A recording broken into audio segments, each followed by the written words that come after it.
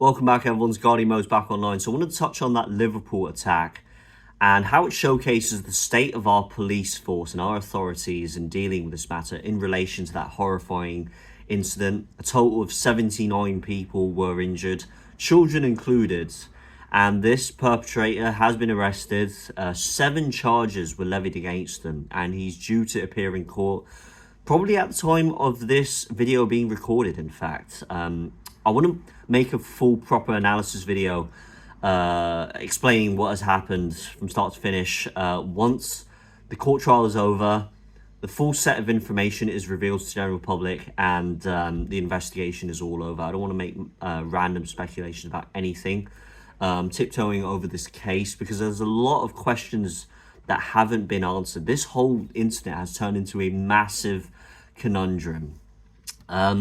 If you want me to quickly spell out my personal opinion on this, take it with a pinch of salt, but what I think is that the way that this guy was driving his car through that crowd, the manner in which he operated that vehicle, I don't think he was driving in a state of panic. I think he was driving through that crowd with an intent to kill. And what I really want to find out is, after this investigation is over, is what were his motivations on carrying out this deadly attack.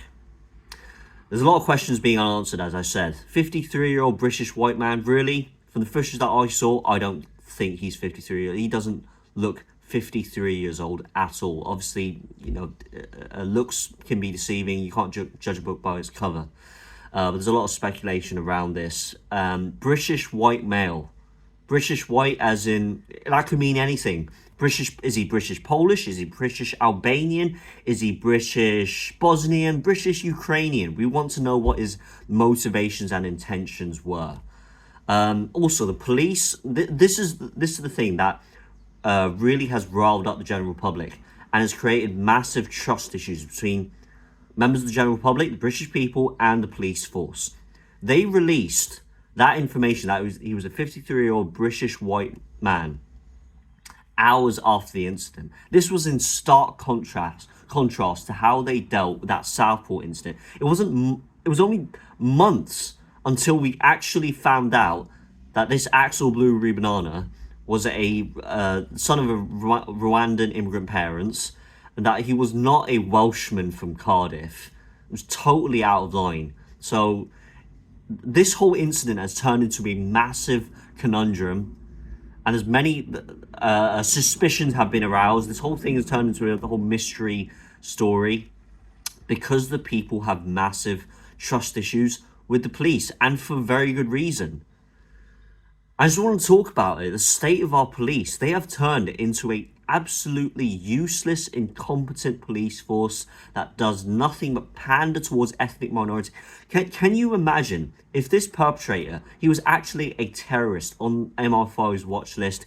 He was subscribed to the religion of peace. He was a member of a terrorist group. Imagine they would be withholding this information for months, for weeks, for months on end. This is how they would deal with it. 53-year-old British white male, what they're trying to do is to reassure the general public, he's white, he's British, so you don't have to worry. There's nothing terror related to this case at this moment in time. So don't worry about anything. We just move on from it. No, we're not going to move on from it. We are going to expose the police force for what they are. They failed to implement safety measures to allow this crowd to move safely through the main road. How was this driver able to access the main roads with all of these barracks and safety measures being put in place? How was he allowed to get through that crowd and onto the main road? Clearly, this is police incompetence. This is what DEI is solely responsible for. It produces a bunch of useless, incompetent, virtue signaling clowns. That is what our police force is. This is what DEI does. And I want to get something off my chest as well. This just makes my blood boil. I found out 2 days ago. This is what DEI does. It produces those 2 police officers who are not prepared to completely incompetent, who couldn't defuse the situation with that 92-year-old. Forget that he's an amputee. Forget that he has dementia. He was defending himself with a butter knife. You know, a knife, that utensil that you use to spread butter on your toast, throw a bit of clotted cream on your fruit scones. The police couldn't defuse that situation. They were found not guilty for that incident. You know what they classified that incident as? A Category 1 emergency. Pepper spraying and tasering that 92-year-old guy. What an embarrassment. A national embarrassment our police force has become. And that by the way, that ex-copper who appeared on Liam Tuff's show, he was bang on about it. If you haven't watched it, go watch it. He was exposing the police force for what they are. These candidates, these recruits who come into the police force, they are being indoctrinated. They are entering into education camps, being spoon-fed all of this diversity, equity, inclusion, unconscious bias, whatever term you want to think of, bullshit propaganda. They are groomed into the role of becoming not police officers, but spokespersons, political activists for the woke far left. That is why they wear all of these rainbow flags. That is why they go prancing and dancing up and down during Pride events, Pride days. They are too busy arresting Christians. They're too busy arresting people praying outside of abortion clinics. They're too busy arresting people for mean tweets, hurty words online. They come at your door, 6 police officers, 4 police vans, arresting people for their words on social media, scouring through every nook and cranny of your house. Ooh, very Brexity things over something that you said on social media. That's what's happened to Lucy Connolly as well. All of these speculations around major incidents, whilst they turn a blind eye on serious crime that is happening in this country day after day, week after week. Grooming gangs, machete gangs, people butchering innocent people with kitchen knives, people having their phones nicked off their hands, people having their cars stolen, people reporting that the houses have been burgled into. This is the state of our police force, and I just have to call them out for what they are. Bunch of incompetent, useless, virtue signaling clowns.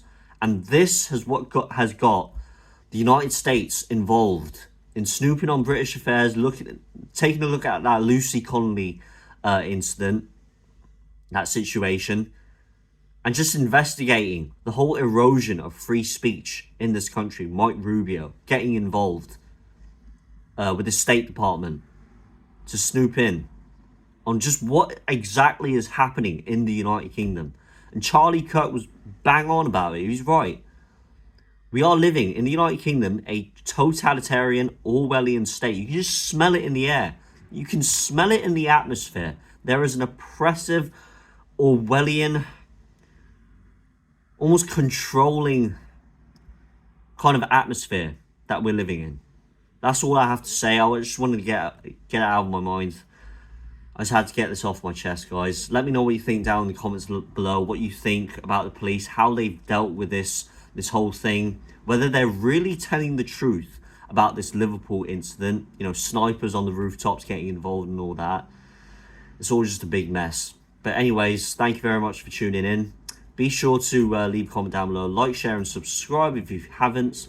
This is Guardian Mo's clocking out, and I will be releasing a video analysing the whole Liverpool incident once the full set of information has been released. Thank you very much for tuning in.